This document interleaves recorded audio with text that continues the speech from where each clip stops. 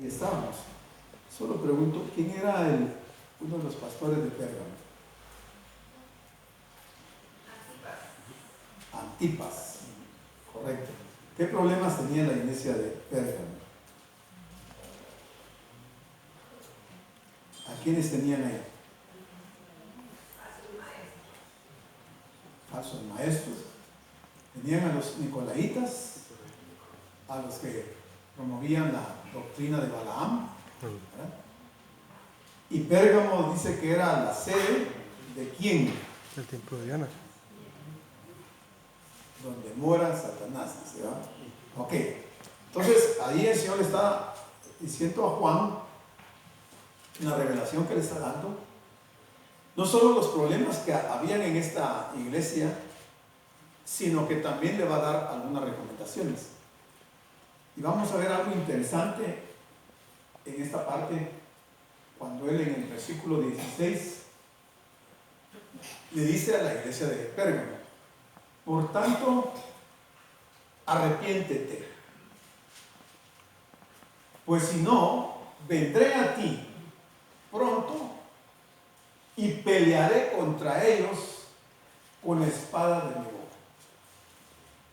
Mire, es una advertencia muy fuerte para una iglesia, y siento que estas palabras son dadas por el mismo Señor. Recordemos que esta carta es enviada más o menos en el año 96 después de Cristo.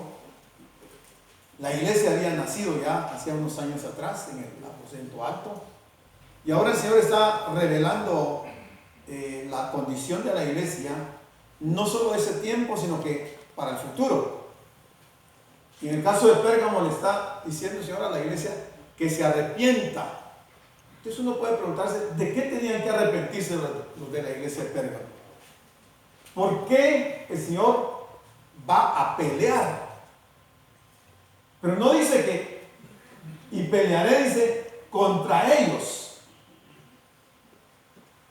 No dice contra vosotros, contra ellos. ¿Quiénes son ellos? ¿Y cómo va a pelear? Va a pelear con la espada de mi boca, dice. Ok, entonces desmenucemos este versículo y veamos qué es lo que el Señor está diciendo. Aquí tengo la pregunta: ¿de qué tenían que arrepentirse los de la iglesia de Pérgamo? Ok, entonces veamos qué era lo que les decía. Ese era un llamado a arrepentirse de la doctrina de Balaam y de la doctrina del nicolaísmo. ¿En qué consistía la doctrina de Balaam? Lo vimos. ¿Qué enseñaba Balaam?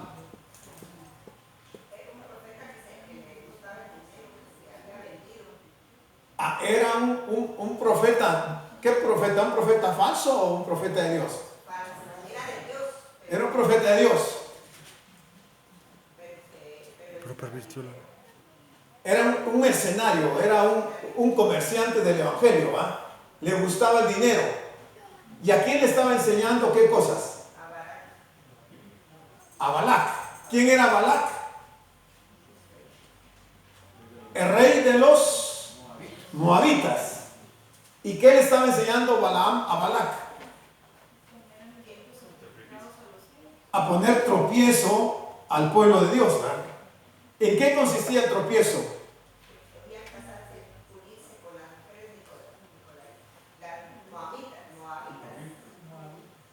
Les estaba enseñando idolatría, adulterio, fornicación.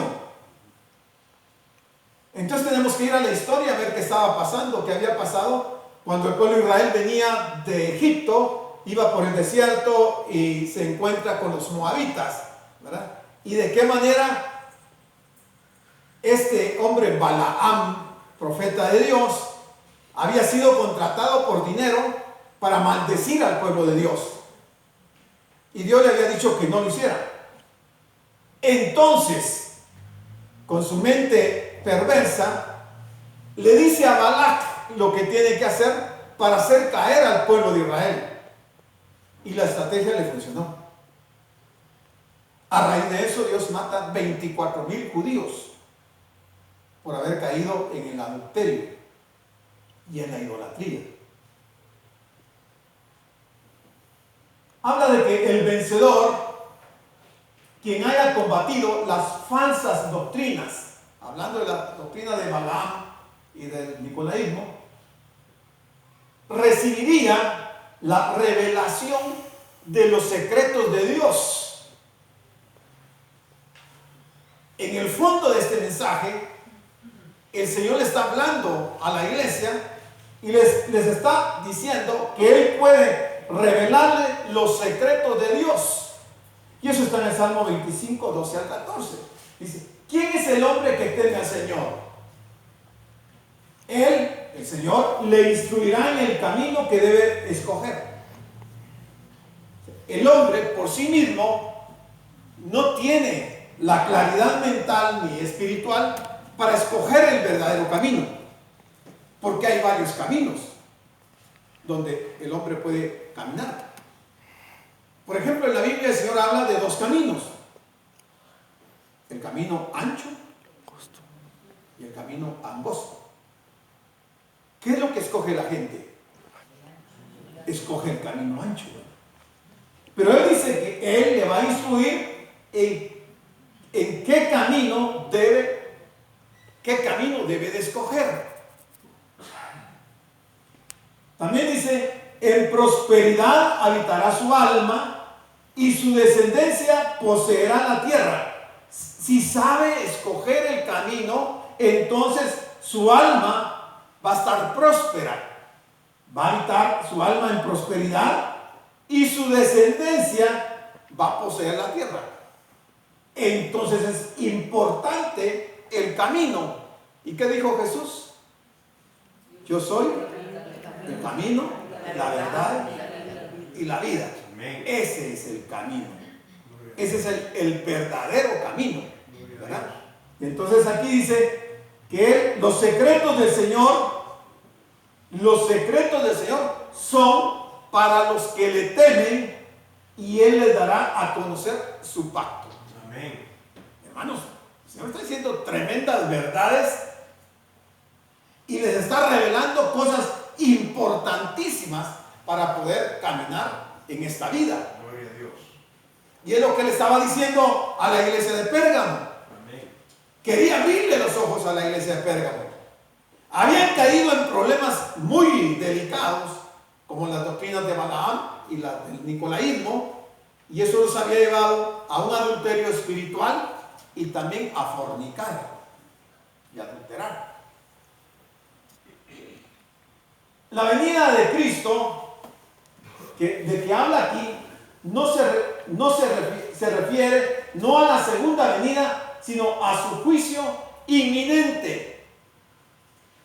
Lo que Él está diciendo a la iglesia de Pérgamo en este versículo no se está refiriendo a la segunda venida.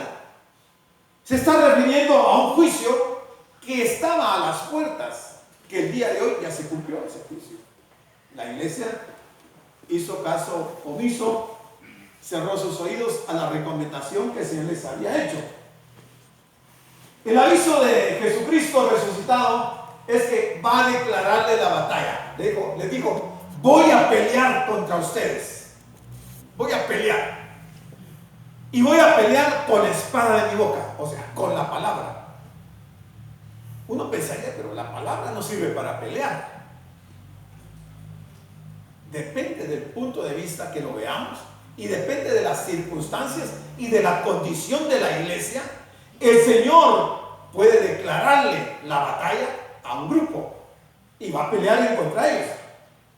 Debemos fijarnos en que no dijo pelearé contra vosotros, sino pelearé contra ellos.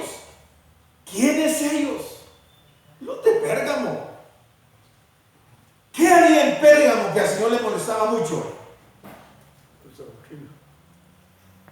Sí, pero ¿qué tenían los de Pérgamo en la ciudad de Pérgamo?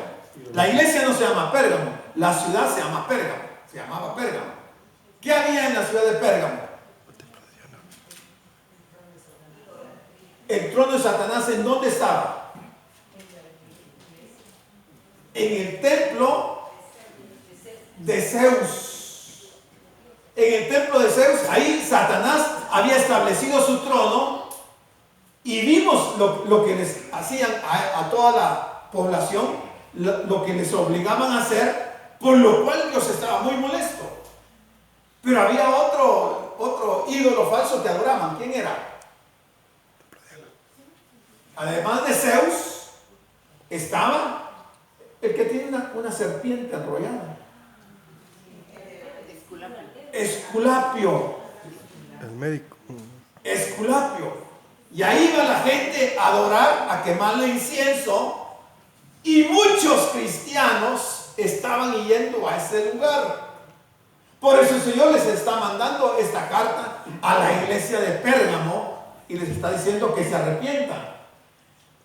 El Señor no estaba disgustado con toda la iglesia, con todos sus miembros, sino solo con aquellos que trataban de desviarla y apartarse de él. Se habían infiltrado los falsos maestros, estaban proclamando doctrinas falsas, estaban enseñando la doctrina de Balaam y la del nicolaísmo, pero no toda la iglesia fue engañada, porque hubieron algunos que se mantuvieron fieles. Pero contra aquellos que ya estaban siendo llevados a otras prácticas, el Señor les dice que va a pelear en contra de ellos y que lo va a pelear con la espada de su boca. Entonces podríamos preguntarnos, ¿por qué Cristo va a pelear con la espada de su boca? Bueno, va a pelear con la espada de su boca porque en la palabra de Jesucristo hay convicción de pecado. En ella somos confrontados con la verdad y con nuestro fracaso en obedecerla. Por eso Él tiene que pelear con la palabra. En la palabra de Cristo está la invitación de Dios, la que convence al hombre de pecado y entonces le invita a restablecer su relación con Él y a volver a su amor por medio de su Hijo. En la palabra de Cristo también hay promesa de salvación.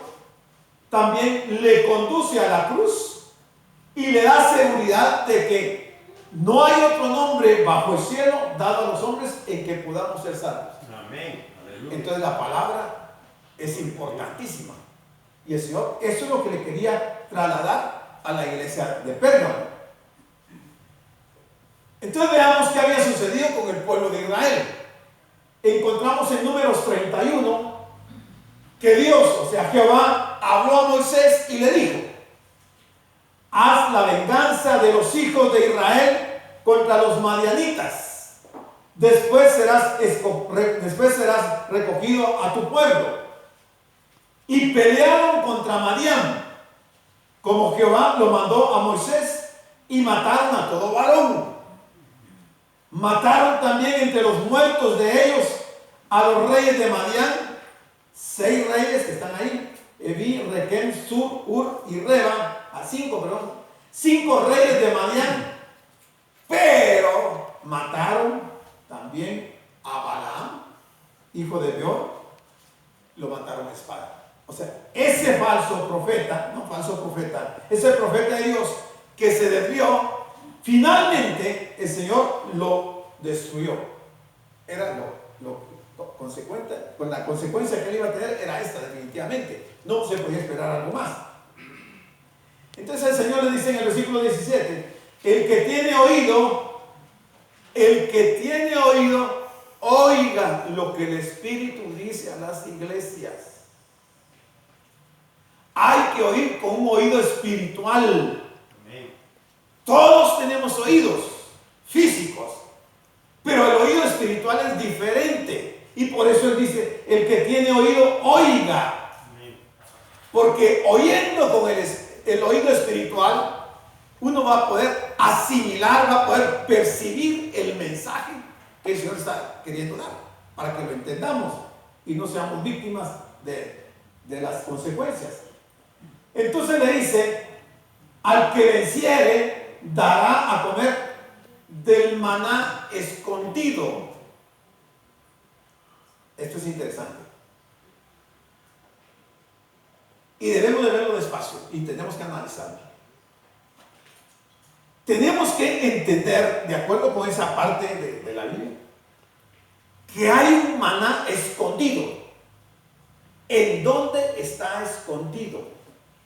¿A qué se está refiriendo el Señor?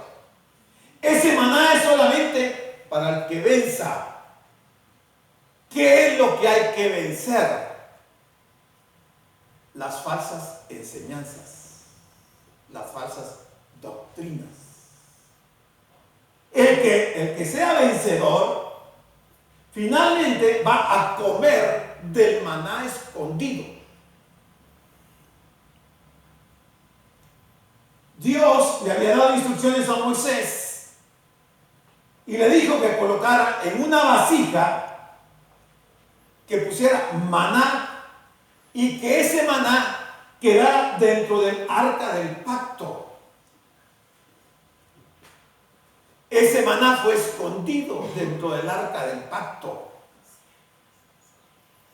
y así quedó oculto a la vista. No se podía ver el maná. Entonces, en primera instancia, el maná está oculto a los ojos de los seres humanos. Pero no solamente eso, sino que, vean esto. Si vamos a un libro de los apócrifos, póngale atención. Si vamos al segundo libro de Macabeos, versículos 4 al 7, vamos a ver algo que el profeta Jeremías hizo y que quedó escrito en los rollos que ellos escribían. Habían rollos de los reyes, habían rollos de los profetas, que aunque no quedaron dentro de las escrituras inspiradas, nos describen o nos relatan acontecimientos importantes que la iglesia debe de conocer. Nosotros hemos sido vacunados en contra de leer los libros apócrifos. Pero algunos de estos libros apócrifos lo que relatan es los acontecimientos que le ocurrieron a Israel durante los 400 años del silencio de Dios. Pero eso es importante para la iglesia. Eso es importante para el pueblo de Dios. Entonces, según de Macabeos, en esta parte nos dice, se decía también en el escrito cómo el profeta, después de una revelación al profeta Jeremías, mandó llevar consigo la tienda y el arca, y cómo salió hacia el monte donde Moisés había subido para contemplar la heredad de Dios. ¿Cuál es ese monte? El monte Nebo. Entonces Jeremías, cuando vio llegar la invasión de Babilonia al mando de Nabucodonosor, sabiendo que ya estaba dicho por Dios que iban a ser sometidos y que iban a ser esclavizados por 70 años, Jeremías, con una revelación que Dios le dio, adherido con los sacerdotes, sacaron el arca del pacto del lugar santísimo, sacaron la tienda del tabernáculo, el altar del incienso y todos los objetos que eran importantes para ellos, y se fueron al monte Nebo. En el monte Nebo ellos habían hecho unos subterráneos, cuevas, para esconder el arca del pacto. Y estos son los utensilios. Entonces dice, y cuando llegó Jeremías al monte Nebo, encontró una estancia en forma de cueva. Ahí metió la tienda, el arca y el altar del incienso y tapó la entrada. Volvieron algunos, que han sido algunos de los sacerdotes, de sus acompañantes, para marcar el camino en donde habían metido el arca del pacto, pero milagrosamente, curiosamente, no encontraron el camino y lo acababan de llevar. O sea, el Señor les borró la mente o cuando entraron a saber qué cantidad de cuevas había que ya no sabían cuál era el camino. Y entonces, cuando Jeremías supo que habían regresado algunos de sus acompañantes a marcar el camino, les reprendió y les dijo: este lugar quedará desconocido hasta que Dios vuelva a reunir su pueblo y le sea propicio.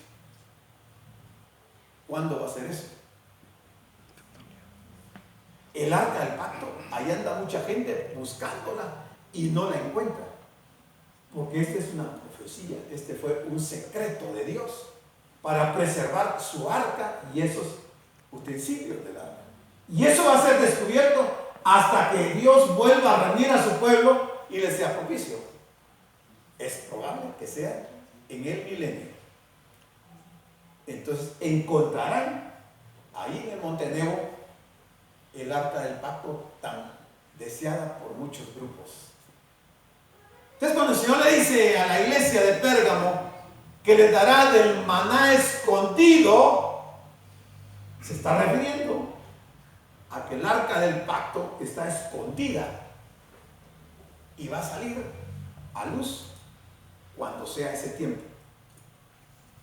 Yo pensaba y decía, ¿se recuerdan qué había en el arca del pacto? ¿Qué había dentro del arca? Las tablas. La palabra. Las tablas. Las tablas. Y el maná. La palabra de las tablas, ¿no? Y el maná el maná. Y la codorniz. Y la vara. ¿La vara de quién? De Moisés. De Aarón. Que había reverdecido.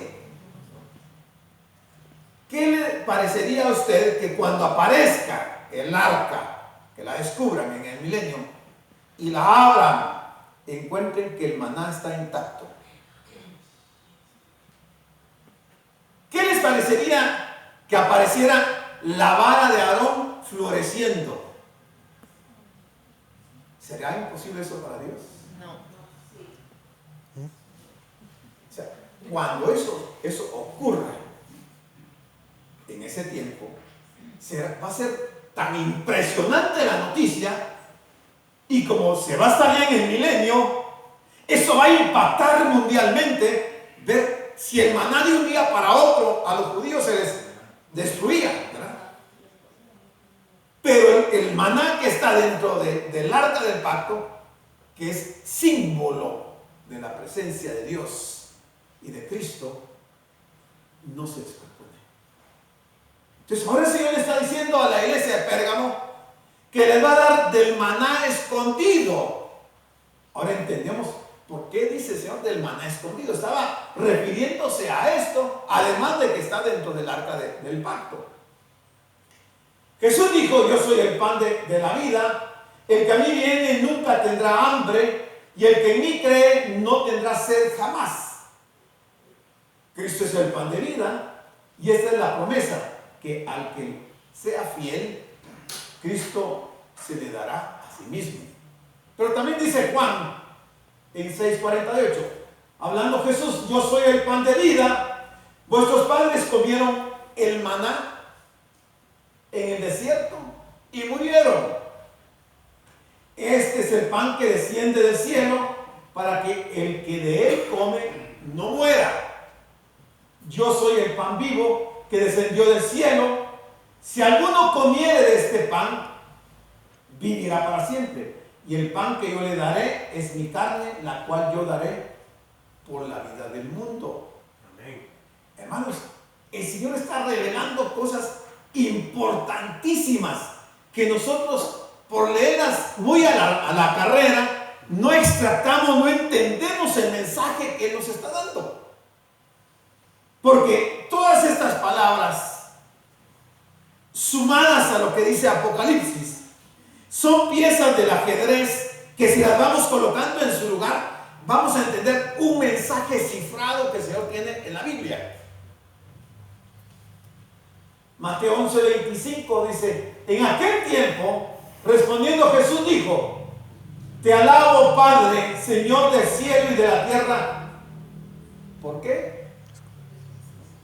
porque escondiste estas cosas de los sabios y de los entendidos y las revelaste a los niños. El Señor esconde misterios que solo son posibles revelárselos a sus hijos.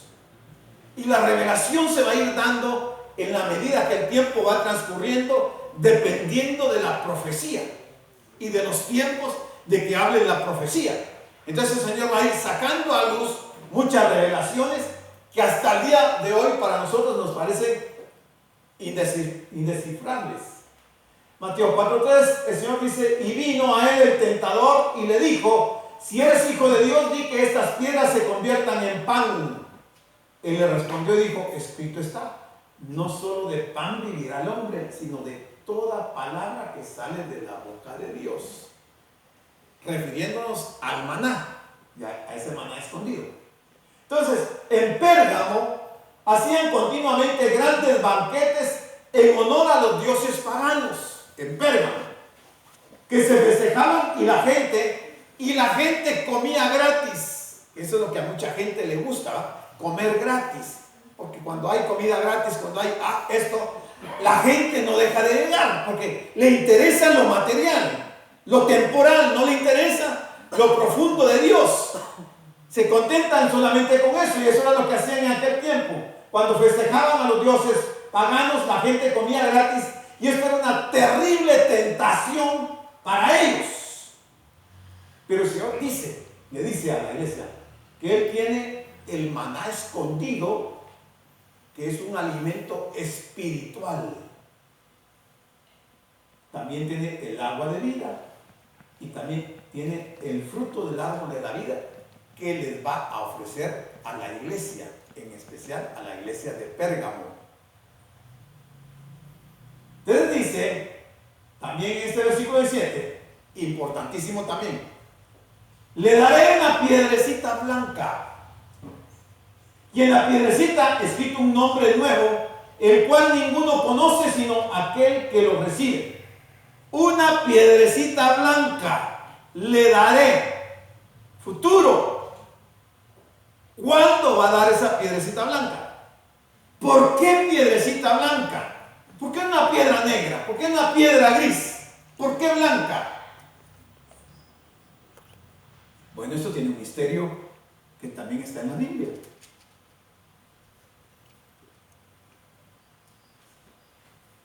Ahí tenemos una piedra blanca y una piedra negra. El sumo sacerdote, dentro de su vestimenta, en el pectoral, tenía las 12 piedras preciosas, pero en los hombros tenía una piedra blanca y una negra. ¿Saben qué son esas piedras, esas dos piedras? El Urim y el Tumim. ¿Para qué usaba el pueblo de Israel el Urim y el Tumim?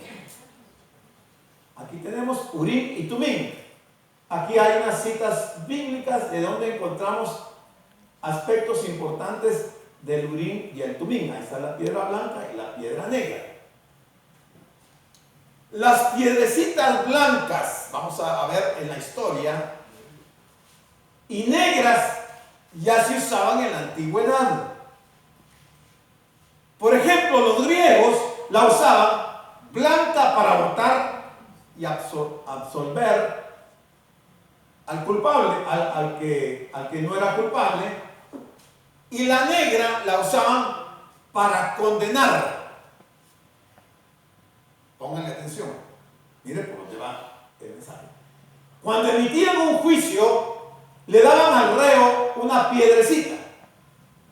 Si era negra, era culpable, y si era blanca, era inocente y salía libre. Los hebreos la usaban para conocer la voluntad de Jehová.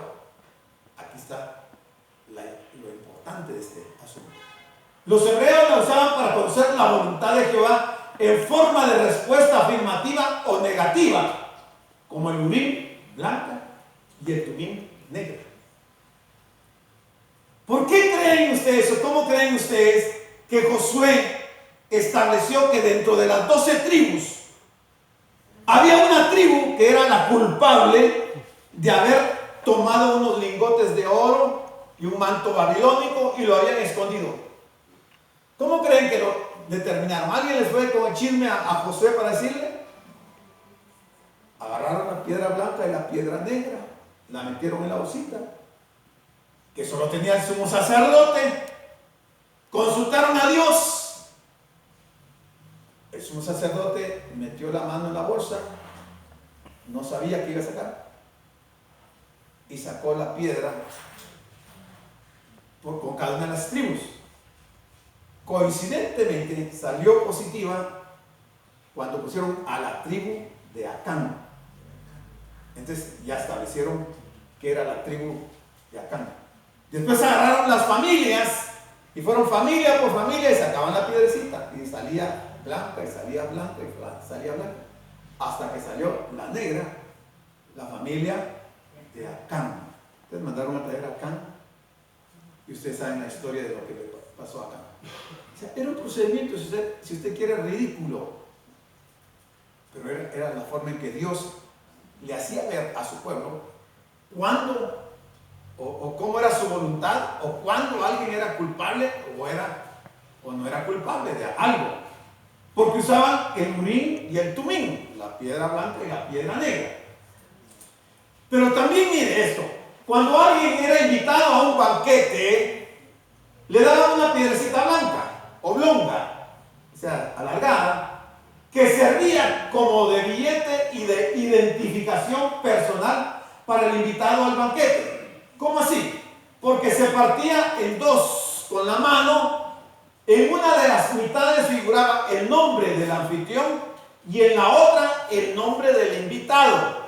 Entonces, el anfitrión se quedaba con una parte y al invitado le daban la otra. Cuando llegaba la fecha de la celebración, venía el invitado con su media mitad y el anfitrión agarraba y la ponía con la que él tenía, y si encajaba, entonces lo dejaban entrar a la invitación. Entonces, al llegar al banquete se juntaban las dos y si coincidía podían pasar al banquete, si no, no lo dejaban entrar. Entonces, en la antigüedad también el que tenía una piedrecita blanca la usaba como señal de que era ciudadano de esa provincia y tenía entrada libre en la ciudad. Es probable que los cristianos fieles en Pérgamo no les habían dado la piedrecita blanca, sino que tenían otra piedra, no tenían nada, pero al no tener la piedrecita blanca no los consideraban ciudadanos de Pérgamo. Entonces ellos eran rechazados, eran menospreciados, aborrecidos y odiados por la causa de Cristo, y siendo esta la manera que el Señor consuela a la iglesia de que ellos recibirían de parte del Señor una piedrecita blanca de manera personal como ciudadano del reino de los cielos. Entonces, en Pérgamo, los creyentes fieles que no iban a quemar incienso a Zeus ni a Esculapio, ni participaban de las actividades de adulterio y fornicación, entonces los rechazaban por ser cristianos fieles. Y entonces no les daban ninguna piedrecita para que no los consideraran como ciudadanos de Pérgamo. Pero el Señor dice: te daré una piedrecita blanca. Pero no para ser ciudadanos de Pérgamo, sino que para ser ciudadanos del reino celestial. Eso es lo que le están diciendo ahí a la iglesia de Pérgamo, a los cristianos fieles.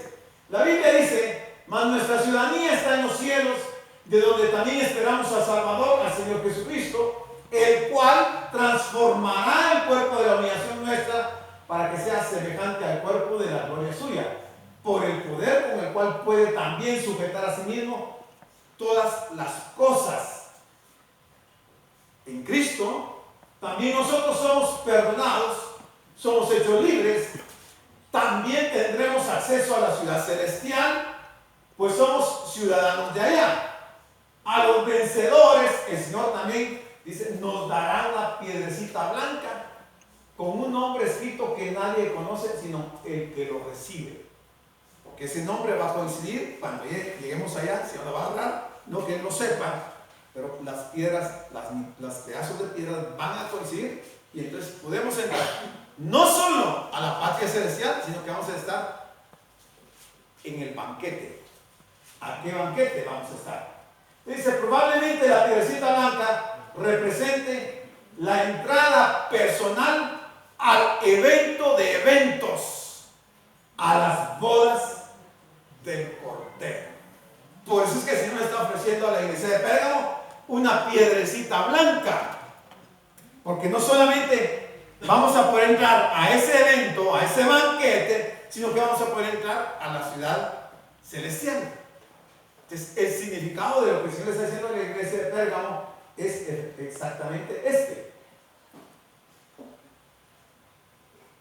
A través de los años se ha visto no solamente un deterioro espiritual, sino que han habido situaciones que han corrompido a las personas y algunas religiones han arrastrado a miles, a millones de personas a una condenación eterna. La carta a Pérgamo, el Señor es bien claro, primero le señala sus problemas de las falsas doctrinas, de los falsos maestros, luego les llama la atención para que se arrepientan. ¿Para qué? Porque Él les va a dar esa piedrecita blanca y les va a dar del maná escondido, nos va a dar del maná escondido. Pero si vemos en la historia, vamos a ver que en el año 375, por primera vez se presentó la adoración a los santos y a los ángeles. En el 394 fue instituida la misa por primera vez. En el 431 comenzó la adoración a la Virgen. En el año 500 los sacerdotes comenzaron a vestirse con sotana. En el año 526 se inició lo que se conoce en la Iglesia Católica como la extrema unción.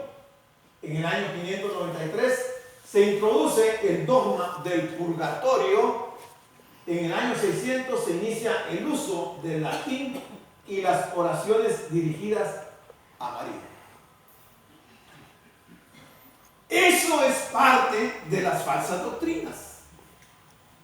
Esos son dogmas con los cuales la gente ha sido engañada por cientos de años y no logran abrir sus ojos y encontrar en la Biblia las verdades fundamentales del cristianismo.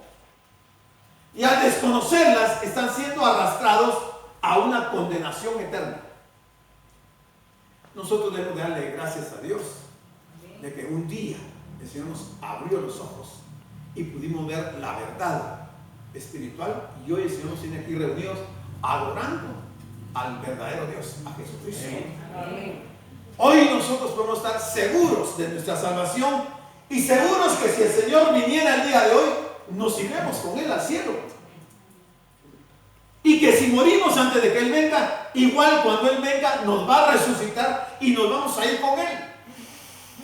Pero esta religión y otras religiones lo que han hecho es engañar a la gente. ¿Por qué? Porque al igual que Balaam, son personajes líderes, mercenarios, que están haciendo todo ese tipo de engaños por el dinero. Y la gente no se entrega.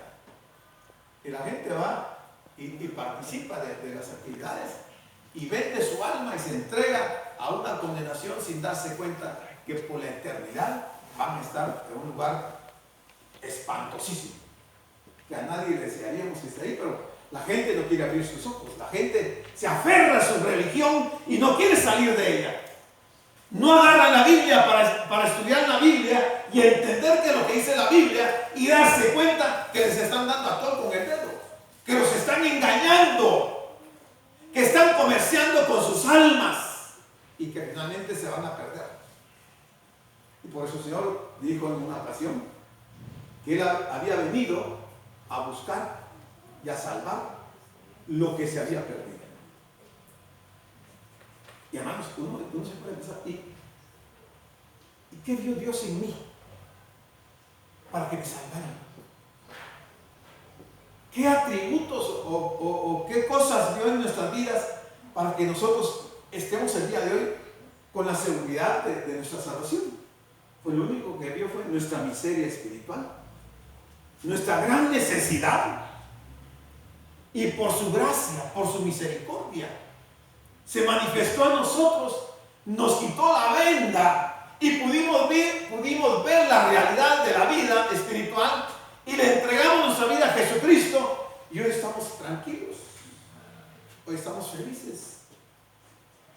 Por supuesto que no nos dejó también para estar sentados en una silla todos nuestros días de cristiano, ¿verdad? Sino que nos salvó para que nosotros vayamos también, y como decía el mensaje de la escuela hoy, para llevar el evangelio de salvación a muchas personas, como está haciendo la familia de hermano Jonathan, llevando el evangelio a muchos lugares. Nosotros podemos hacer esa obra con nuestros vecinos, con nuestra familia, organizarnos y hacer eventos para llevar el mensaje de salvación, para que la gente abra los ojos y vea la realidad. Estamos viviendo tiempos bien difíciles. Estamos tan cerca del arrebatamiento, hermanos, que casi diríamos, ya no hay tiempo. Se acabó el tiempo.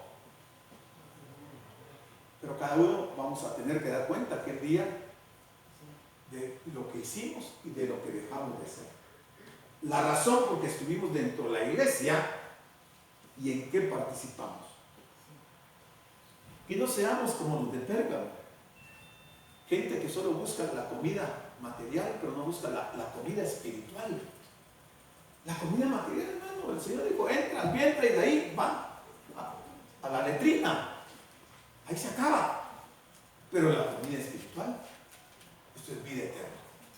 Y eso es lo que tenemos que anhelar. Lamentablemente tenemos hoy muchas iglesias, no solo en Guatemala, en todo el mundo, que no están predicando la palabra de Dios, no le están enseñando a la gente las verdades de la profecía, sino que los tienen engañados y la gente está ahí, perdiendo su tiempo y perdiendo su vida. Así es que, hermanos, hasta aquí la carta del Señor a la iglesia de Pérgamo, y solo quiero mostrarles, no, ese no, ese no, en la siguiente, tengo una presentación ahí interesante que me llegó y quería compartirla con ustedes, pero es en la iglesia de Tiatira que empezamos la otra semana.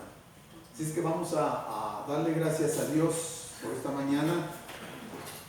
Vamos a orar con nuestra hermana Amandita, que dice que no pudo asistir el día de hoy por quebrantos de salud, y vamos a orar también por la mamá de Christopher, por Leticia Ruiz, que está con nosotros, Leti, de la bendiga, que está un poquito afectada de su salud también.